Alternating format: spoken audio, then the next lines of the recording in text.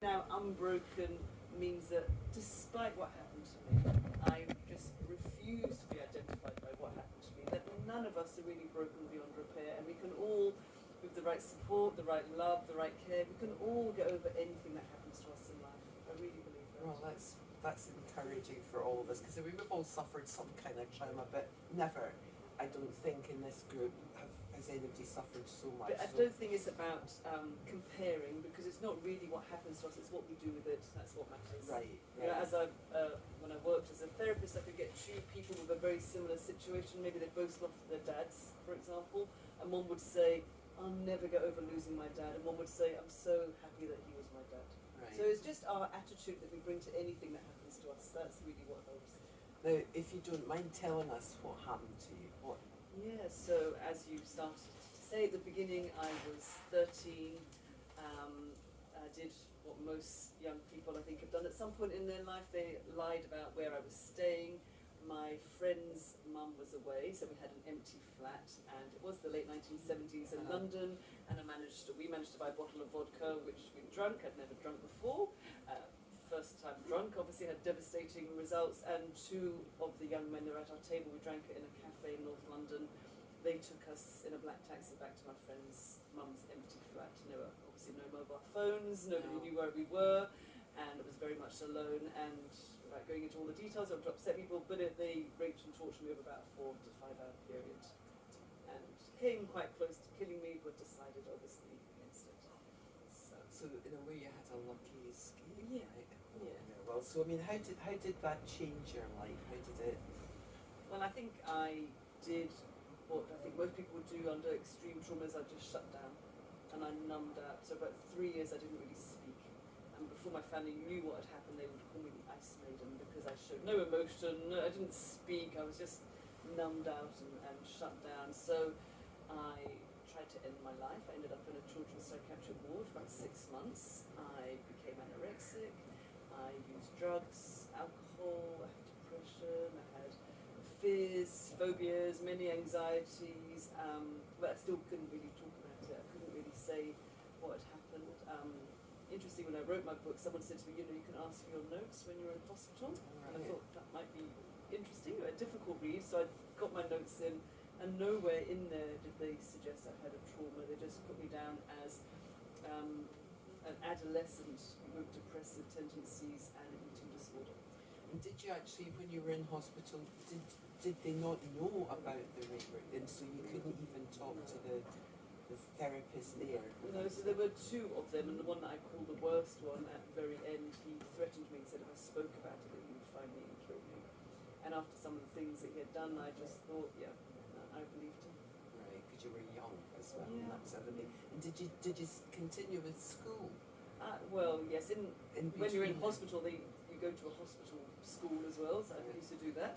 But I did go to school, but I really did nothing. I didn't come out with any qualifications. I think maybe an art CSC or an English. That was it in the days. It wasn't even O level, so no, really so I went from a really good student overnight to one that just had no energy for school at all.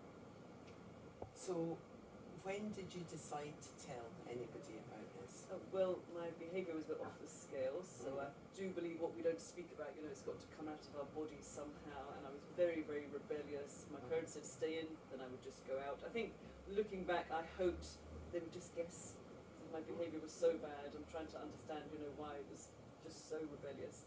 And I had snuck in one night, very early one morning, and my mum was waiting for me, and she was really just saying, you're putting yourself in a lot of danger going out, and don't you realise what could happen to you? And inside I think, I'm trying to find the words, and I couldn't actually speak it, so I just wrote a little note, and I left it on my pillow. When I came back from school, both of my parents were there. My dad asked if it was true, and I said yes, but when they called my friend, who was also involved that night, she said it didn't happen like I said it had, that they were nice boys, they were both sons of diplomats, and they just took us home, and that was it. And has your friend ever come clean She about hasn't it? actually. With all social media and everything, I've never found her. None of my school friends have ever found her. And yeah, it was obviously something I wondered on for a lot. Why did she say that? And I just think, well, we had lied, we bought alcohol, we'd met boys, and I think maybe she was just covering herself. She was just worried we'd get into trouble. as well. Isn't that interesting that the two of you, that you have come clean and you've used your experience to talk and to invite and to help other women, and I wonder what she's... I don't know. I mean, I wouldn't have known that then, that No. this is where I'd be one day. I think my 13-year-old self would be quite shocked at what I now do, very shocked. To be in the Maldives talking Yeah. about it, yeah, right. That wasn't So, bad. I mean, what actually prompted you? I mean, so you told your parents, Yeah.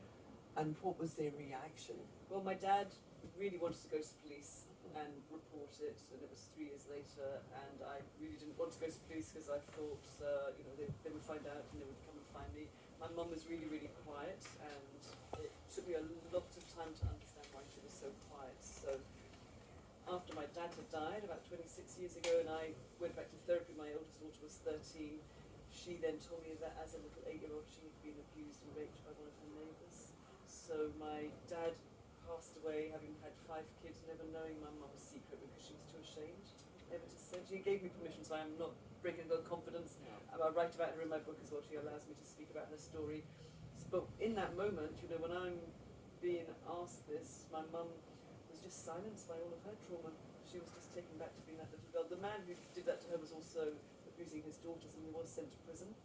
And then my grandparents moved away, and they never ever spoke about it again. And did they ever find these two men? No, I never reported it. No. So when did you decide to write your memoir, and how difficult was that? Yeah, so I actually shared my story publicly before I wrote my book. It was maybe 10 years ago this September, with an organisation called the Forgiveness Project. Right. And they said to me, you could be anonymous, you don't need to put your name. And I just met someone else from the project, another woman who had been raped by somebody who'd broken into her house. He was a serial rapist.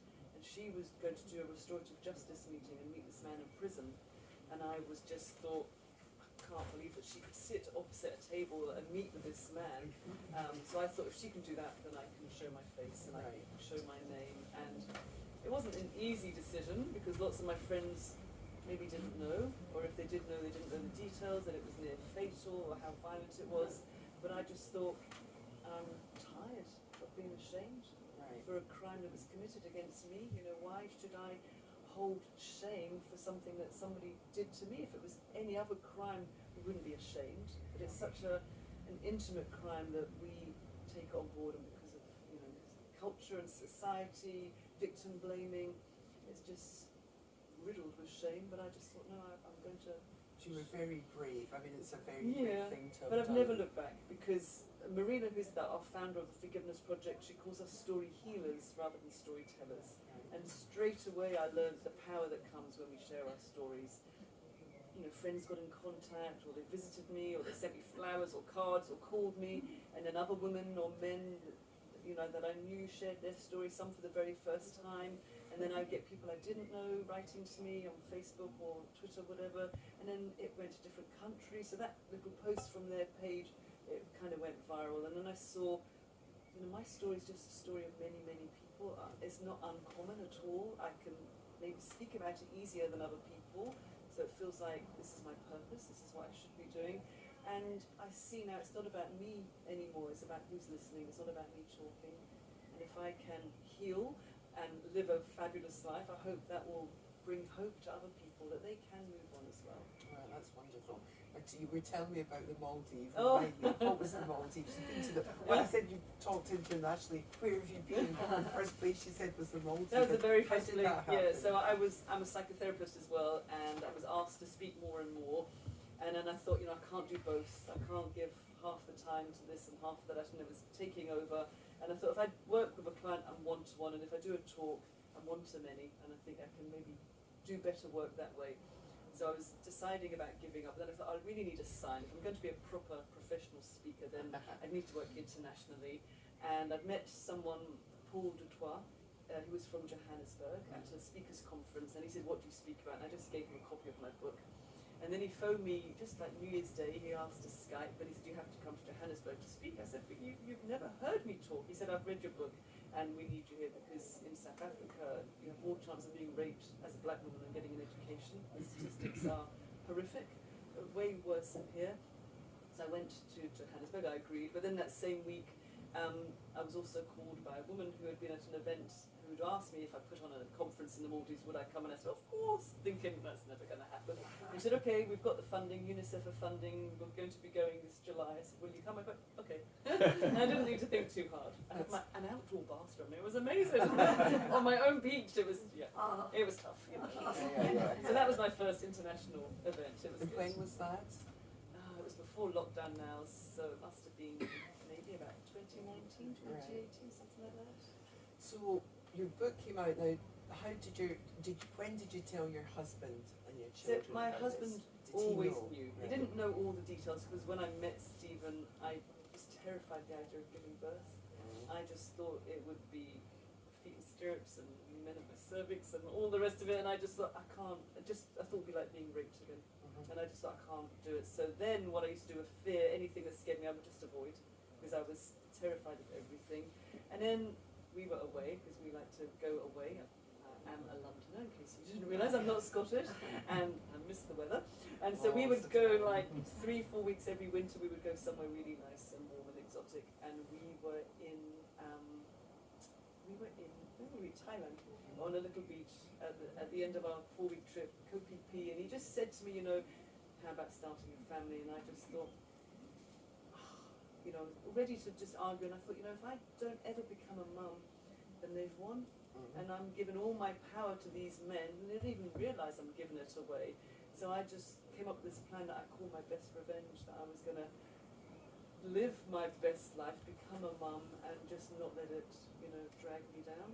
Right, and you've got 3 daughters. I've got 3 girls. And how are they? They're good. I'm going to be grandma soon as well, so Oh, I'm excellent. very excited. That really But is. yeah, so Stephen always knew, but he didn't always know the details. It took till I was having therapy again after my 3 girls were born till I could tell him all the details, and he was fine.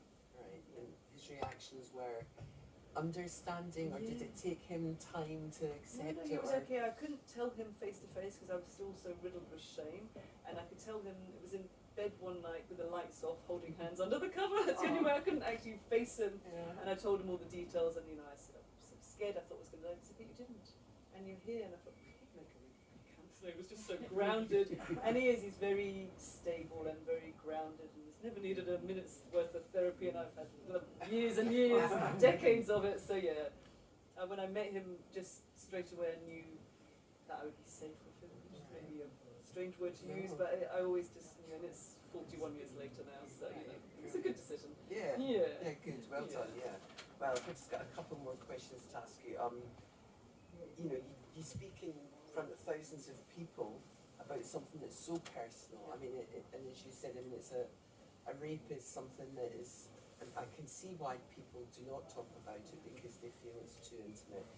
But how difficult was it for you when you said you left a note on your pillow, and that was the first time that you'd spoken? Well, you hadn't spoken about it, you'd indicated.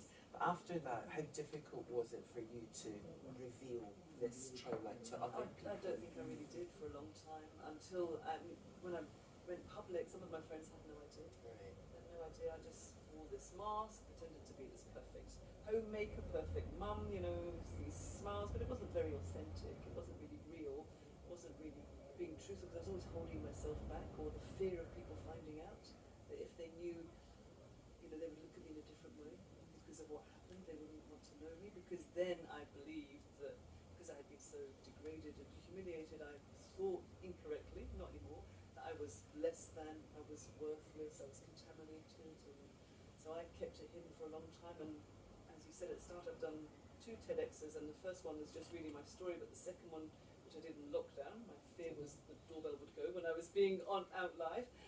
It was called Why I'm Shaming Shame, because I think shame, whatever we're ashamed about, just holds so many people back. So that's why I speak out, to end the shame and the silence and the stigma. So now it's not an issue for me at all to speak out, and actually the more I do speak, it's like the shame just dilutes it and it just shatters it, because why should I be ashamed? As I said, it was a crime committed against me. I wasn't willing, I didn't want it to happen to me in any way. So how when somebody says to you, if some woman tells you that she's been raped. How do you react to that, to hearing other people's stories? Well, I think there's nothing more powerful than to be listened to be heard, to be understood, and to be believed. And I think if you can give that, then that's just worth so much. And to listen to them without any judgment, to not ask questions, just to go at their pace, to be alongside them, and just to check, what do they want to do? Do they want to report? Do they want support? You don't have to report it. The rape trials here, it's almost been, decriminalised rape in our country. It's like of all cases that will make it to court, just such a small percentage will end in conviction. What are the statistics? I mean, Something they're pretty like dire, 4% aren't they? something will end in a conviction. So it's decriminalised really, and it can be so. I've worked as a psychotherapist. I worked at Women's Aid. I've worked at Rape Crisis. It can be so re-traumatising to go through the court process and to prepare women to say, or men, the chances are you won't get conviction. You might be able to stand there and share your story, but you have the prosecution, you've got the defence. You're a witness in the trial. It's not easy. Very, very painful. I mean, I don't know. I think that I've heard some statistic that's sort of like 1 in 7. That's maybe too high. Of rape trials that there is a successful conviction. That, I mean, mostly women go through hell at the trials, and most often the guys get off. So, I mean, you also talk about holistic therapies in your book. So how does that work with the... Yes, so when I returned to therapy, I had all the memories returned. It was always going to come back. I can see that now. But at the time, I was studying psychotherapy. I was doing loads of personal development, and Anna, my oldest, was 13. And so it got triggered, and I couldn't believe it at first. I just thought, if it was really that bad, I would remember it. Now I understand when things are really bad, our mind has the ability to shut it down, and whether we believe it or not, it comes back when we're ready to face it. But I was just caught in denial. I just did not want to believe this because I thought it said something about me, and I just thought, that can't be true, that couldn't have happened to me. And I thought, well, I've worked at Women's Aid, Rape Crisis, I've just heard so many women's stories, I'm just getting it all mixed up in my head. And then my therapist would say, why would you make that up? Why are these coming to you? And it often used to come to me at night in my dream state. It would wake me up and new information would come to me. So eventually I had to find a way to accept it, because I saw actually the pictures and the memories weren't harming me, it was my own mind. I was really driving myself crazy with that stubbornness to let it go or just to accept it. And so my therapist suggested trying some therapeutic approaches, and I went for therapeutic massage. The very first time I went, I lay up on the plinth and she started her work, and then I could hear this woman crying and screaming and fighting, and I just thought, who is making all that noise around London? We don't make a fuss or whatever, English woman. And then I realised it was me. It was all coming from me. So our trauma very much is trapped in ourselves, which is why we get triggered. If we hear something, a piece of music, if we smell something, good things. If I smell rose perfume that's my grandma, I go straight back to being a little girl. Or I couldn't drive past the flats for fear of being triggered where it happened. So that's why, because it's very much, it's not just memories, it is physiologically held in our body. So I realised I had to get my head and my body to integrate, because they were in different planets. I wasn't, lined up at all. They were completely different countries. And so I had to learn to integrate and just to eventually accept all that was done. It was what happened. There's no way I could have made that up. There's no way I would have reacted like I did when I went for these other therapies without speaking. But she managed to just tap into what was held in my body. And when you did your therapy, your psychotherapy, I mean, when you studied for that, had you still not... I had started to speak. I wasn't speaking publicly, but they did know, and I said, "Oh, but I'm healed. I'm fine. I don't need to look at that again." And then, the famous last words. Didn't take much to just scratch the surface, and then all of it, all of the unhealed stuff came out. When you were doing your psychotherapy, I mean, when you were qualified and you had clients, how many of them were rape victims or Somehow sexual? I seemed to attract most of my clients, which is maybe also shows how many people there are out there. But I'd always worked in women's focused charities, so I thought I'm going to work with men and women. There'd be different subjects, but somehow I always attracted people that had been raped or abused. I don't know how that works, but that's really what I have dealt with. I wonder how that helped you help these people when you were still not open up I about always, it all. I always brought hope into the session. Right. I always believe there's always hope. I worked one of my podcast episodes with an amazing woman called Donna, an Australian woman who tried to kill herself by jumping off a bridge and survived like 200 feet drop, not injured or anything, into the water. And she said hope stands for hold on, pain ends. And I just think, so I always brought hope, and whether my clients were hopeless or not, I always knew that there was a way out. So I never gave up on them. That's great, that's great. Well, I think we're just about ready to ask if there are any questions from the audience. Don't be shy. I wanted to ask, do you ever come across any men who had raped people? Yeah, I have worked with, And the very first time it was difficult for me as a rape survivor, but then, I got to see that all of their history as well, that they were maybe victims along the path, not all of them, but some that I had worked with had been victims as well. What do your daughters think of what you've done with the books and podcasts and No, your they must be podcast? sick of me talking. Oh, Mum, I could tell your story. But no, I think they're actually, they are proud of me, I don't want to rescue all teenage girls out there, but I know that some of my daughter's friends have messaged me, I don't know what to do, my flatmate at uni has just been raped, she doesn't want to tell her parents, so they contacted me first. So I just gave them some advice, just make sure she's safe, nurture her, look after her. So they have used me in that way, Mum, I know someone else and she's going to trial, what should you expect? So they are proud of what I do, and actually on my 50th birthday they took me for a tattoo with 3 little hearts on my wrist here to represent all of them, because they know I very nearly didn't have children and they're all quite grateful to be alive. And the card that they wrote, they just said, thank you for showing us that we can get past anything. Oh, yeah, quite emotional. But yeah.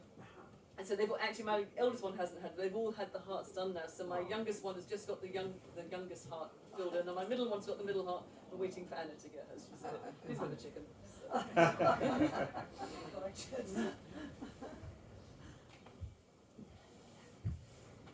Well, I mean, it's great that you finally had your kids. Yes. I mean, I think that sounds like a really difficult. I understand what you were saying about the intimacy of what's happened to you, and it's wonderful that you decided not to deny yourself that opportunity. Please, I reverse that decision.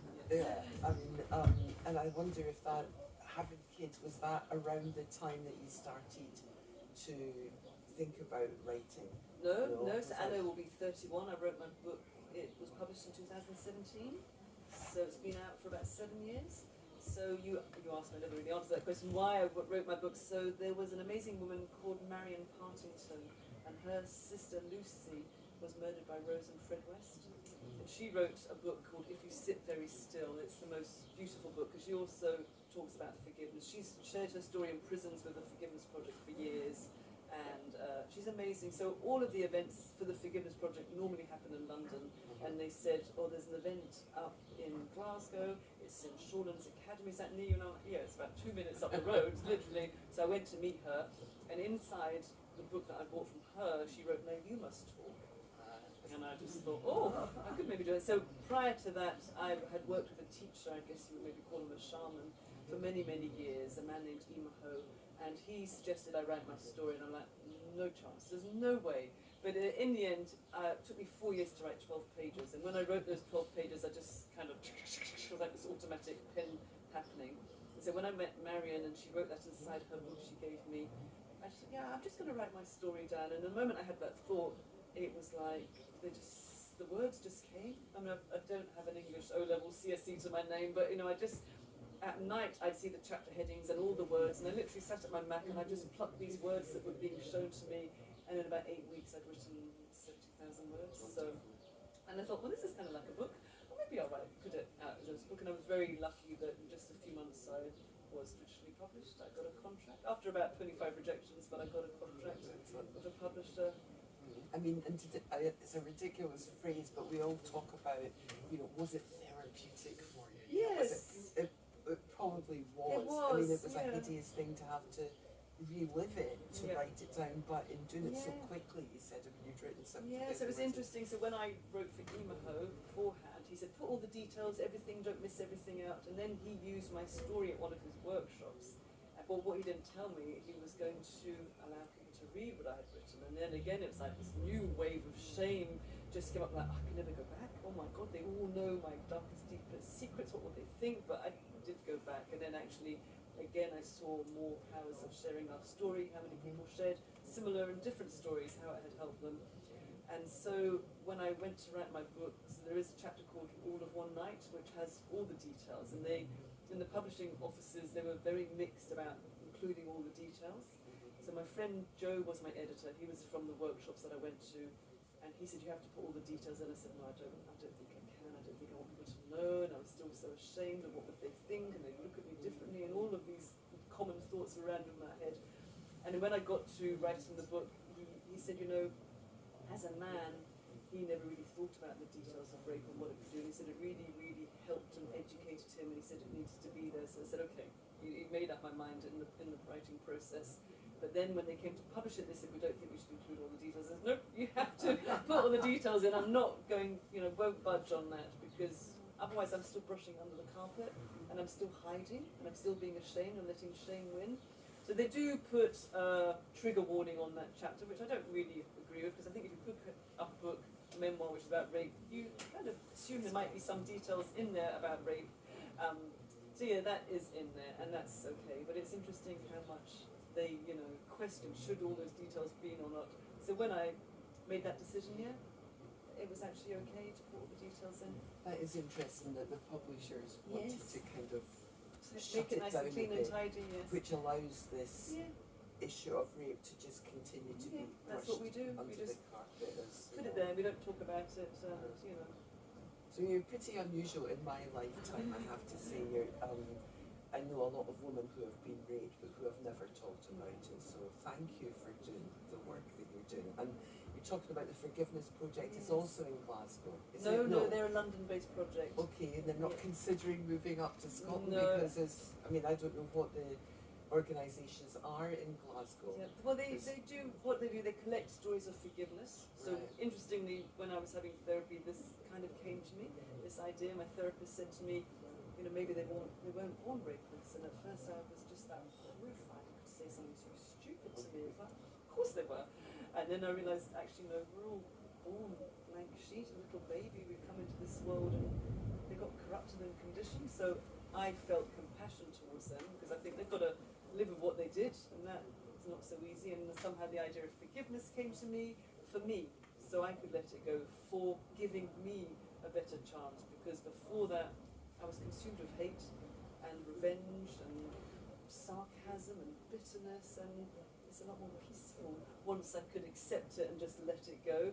But the Forgiveness Project, I was researching some of their stories, Right. so there's amazing people there. So one of the very first time I spoke was with a woman called Jo Berry and Pat McGee. So Pat McGee planted the bomb at the Brighton Tory hotel, which tried to blow up Maggie Thatcher, and her father, Tony Berry, died as a result. And they share a stage, and they've been speaking together for years about the peace process, and it's incredible. There's a woman, Mary, who lives next door to the man who murdered her son, all through forgiveness. And so I just saw that it's possible to use our pain into something else. There's other ways, rather than being angry and bitter. We can use it, make purpose out of it. I like what you said about forgiveness, forgiving Yes. to yourself, Yes. and have you forgiven the men who Yes. raped you? Yeah. Because if I don't, I'm just stuck. Because then they've won, as you Yeah. said, and it's Did so your much mum better. forgive? Forgive Did them, she or forgive them? but it's interesting I because wonder if it was your daughter, but yes. how that might be hard. Yeah, to it is. even It's to very forgive. interesting watching people's journey with my story. So my mum, when I first came out, you should have done something about it. It was my fault and da da da. I said, but mum, was Granny responsible for what happened to you? No. I said, so how can you be responsible for what happened to me? And so over the years now, she's come to a few talks, and I say, the very first one she was at, I said, sometimes I mention it, what do you say? Oh no, don't say anything now. I said, okay, I won't mention it. And then straight afterwards, my friend said to her, how was it? I said, that happened to me as well. So it was like, oh my God, so this woman my dad never knew, and now she's found her voice. And she's speaking out, in her 70s, whatever. So yes, and interesting now, she just says to me, I'm sorry that happened to you, but I can see see you're okay. That's why I always say, Mum, look at me today, look how I am, look how I live my life. I'm really in a good place. And then forgiving the men that did it to you. I don't know if she's forgiven them. That's No what I was idea. wondering. That's the Yeah. hardest thing about Yeah. for a mother is to Yeah. forgive. But that's her journey, isn't it? Yeah, it is. So I've no idea if she's never had that conversation. No. And Can you tell us something about the podcast that you've done? Yeah, so I don't currently have it. It's also called Unbroken, and it's called Healing Through Storytelling. So I leave 123 episodes, and it was in lockdown where I had just been to Namibia, and the very first time I was the closing keynote of a big conference, which is like, to be the starter or the closer is like, it's a big deal. And I'd stopped working as a therapist, and I'm like, yeah, my career's going here. Lockdown came in, and then like, I don't have any clients, I don't have any work, so I wanted to do something. It wasn't easy for me, lockdown. It was really hard because I was like, oh, what am I going to do? I was like, my kids were drinking gin and doing jigsaws, and I was like, oh no, what am I going to do? And then my mum moved in with me for lots of reasons. So I thought, I want to spread some hope and some positivity. And I have met brilliant people through the Forgiveness Project. I'm also I've done research with the Global Resilience Project, where she took 50 thrivers and one of the thrivers and researched us. And she wrote a book called 9 Secrets to Thriving. So through them, I know these amazing people. So I only wanted to interview people that had been through adversity, but they hadn't just bounced back, they bounced forward, and they were making a difference in life. And so I just did like half an hour, 40-minute episodes, just because I thought if people are walking or they're commuting, that's enough. And it was amazing. I just spoke to incredible people, and people are amazing. I love stories. I love real stories because I think stories stay. I think facts fade. When I did my TEDx, if someone had a wonderful theory, I couldn't tell you what it was, but I can tell you the people who shared their stories. It was an amazing young man at the end. You might have seen him on TV called Anna Latif, who's blind. He was on MasterChef. He does lots of walks. He has a company called Travel Eyes, and they take a sighted person and a non-sighted person, and they travel together. And his story of going blind and studying accountancy is it's powerful. You remember these stories, so that's why I did it. It gave me something to do, and then people got back because I love sharing these stories. So I would sit in this amazing energy with my guests, and then I'd get to share it, and I'd get the feedback. So just kind of snowballed. So. Madeleine, I have to ask you, and everybody here who knows me knows that I'm not any good at technology. What is TEDx? Oh, so it's You don't watch TED Talks? No, I don't know. You can show me. Oh, I watch TED Talks all the time. What is it? Download it. Yeah. So it's a talk that goes on all around the world. Okay. It's called TED. So it's normally about ideas, stories, science, or something. Is it a sort of forum? I mean, can Yeah, anybody so- join in? Yeah, you have to apply to be a TED speaker. All TEDx right, speaker. okay. There's TED, which is the main platform, or TEDx. I've done 2 TEDx, and it's a process. So, you have to apply, and they thankfully picked me. The second one I was invited to do, and it's quite prestigious, I suppose. Right. The speakers as well. It looks quite good to see. So, yeah. Well, quite thank you shocked. for that. And you can go and be part of an audience at Yes, a right. TEDx conference. Yeah. You did in Glasgow. Yeah. Done in Glasgow. Yeah, I did the Glasgow one. Right.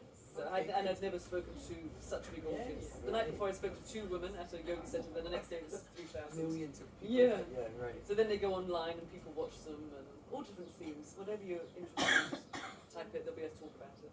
Good, I've learned something Yeah. else today. I've learned a lot. Any more questions? It's not really a question. I just want to say thank you for being so inspirational and being a story healer throughout the world. Thank you. I've absolutely been my career in terms of working in social work with women and men and children, sexual violence. Too many people.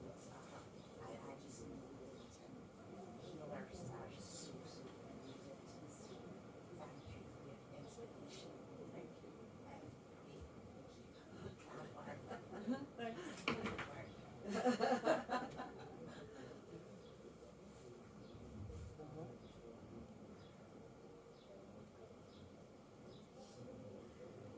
Well, so what's next? No. I never really plan anything, to be honest. I used to have terrible OCD, and everything had to be planned to the tiniest detail. So now I just go with the flow. So I never know what's coming in, and I never really. But I'm going to be a grandma now. I look after my mum as well. She's 84, and she's had a lot of life changes in the last few years. So I'm just happy to Simple life. When's the baby due? Oh, September. Oh, We excellent. have a granddaughter coming, so we know it's a girl. Right, And I okay. have 3 girls, so. Yeah. Well, listen, thanks very much. I mean, you know, the Maldive, Joburg, and now Girvan. And So- take it off my list. Thank you very, very You're much welcome. for coming. If there are no more questions, The one thing that comes to my mind is about the courts and how have you got any ideas of how that could be better? So many changes needed. I don't know. I mean, where would I find that information if I was Oh, I don't know. So I'm a patron for a few Something I've organisations. not really thought about. No, I know. I'm a patron for a few organisations, and one of them is called Justice Is Now, which is based in England, and they go into courts and they educate judges and lawyers about the effects that rape can have on a survivor. And you think, surely they should know that.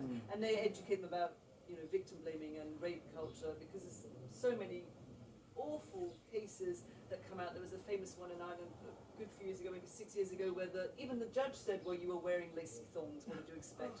So I have to be very clear and say that underwear doesn't cause rape. You know, alcohol doesn't cause rape, clothing doesn't. It comes down to rapists. That's 100% of all rapes. That's really what it comes down to.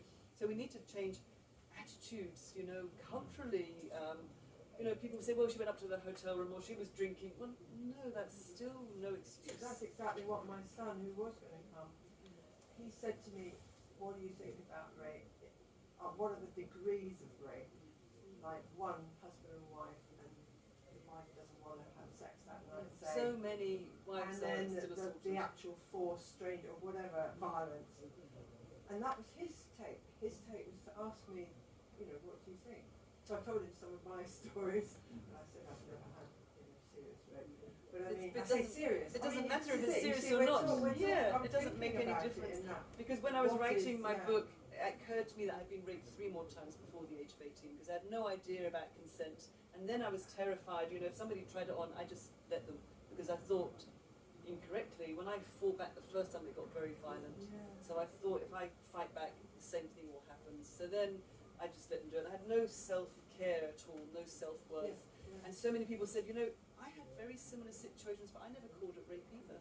So there's no consent. They just said yes, you said no, and they just took it anyway. So it doesn't. We shouldn't really compare, because it's not. No. It's really what we do with it. That's But it's really what from matters. my obviously my son is 32, and that's his immediate kind of like, what is rape? What are the categories? Generation thing, isn't it? Yeah, With and you just attitudes think, to it. gosh, I'm not a bloke, you know, obviously I know men get raped as well, which is appalling too. But I mean, it was just, you know, what he said, and I started thinking about it. There has to be healthy consent. There has to be mutual. positive yes. Yeah. Otherwise, and you can change your mind in the middle as well if you want. You know, consent has to be very clear. And I think maybe starting from a very small age, consent about healthy relationships, respect, not necessarily about sexual relationships, but just to show people what consent means. You know, as a little girl, I was forced to go and give an uncle a kiss or a granny, or sit on someone's knee and go and hug this one, go and kiss everyone goodnight in a big room. That's not consent. You know, As a teacher, so education's a part to play. I was chatting, just by coincidence, I was talking to a former colleague last night, and something came up in my speak recently about current times where it was one particular teacher was alarmed when during a sex education discussion, a boy asked the teacher, was it okay to strangle my partner during sex? And it was a 13-year-old, and it turned out that the youngsters in the room, male and females, or young teenagers, were all accessing porn online, and violent porn online, and we're now, it was like, is this normal, or is this acceptable, or is that the way forward? It's shocking. yeah, I spoke for Radio Homicide with an author friend of ours, Louise Beach, and there was a vicar there. They called her Vicar Becky. She was, and she also goes into schools, and she said children as young as 8 have access to porn on their phones, and they think it's normal not to kiss during sex because they learn via porn. Yeah. So Yeah. I don't know the answers to the question how we change that. And this is a strangulation thing or something, that's horrifying. It's the way the genie's out bottle, isn't it? Because that, But it's a computer picture in your The more hand, they isn't see it? it, the more they normalise it and think, And children are being denied childhoods. I don't think they should be open to the horrors of being an adult or something. You know, they're only children. They should still be allowed to be children. That makes my heart actually. There's no easy answers really. Do you ever go into schools I to do, talk about yes. I've consent? been to schools, universities, colleges, conferences, loads of Just different not places. enough of the nuggets. Yeah. Remind me, hope. Pain Hold ends, on, what's pain the ends. Hold on, hold on. pain ends. I like that. Yeah. Hope. I mean, you It's good, isn't definitely, it? the fact that you're here talking Yeah. to us gives hope, gives hope to society and culture, and hopefully to you, and certainly speak to Madeleine. Well, anyone else would like to ask a question, or is it just down to me then to thank you, Madeleine, very, very much for being here, and to echo what Edie said, that, you know, thank you for being so open and being public now about what happened to you, and how you can get beyond it if you decide to forgive, and that's a huge amount of work that you've done there, and so I wish you well with your work for all the victims that you come across, and so thanks very much.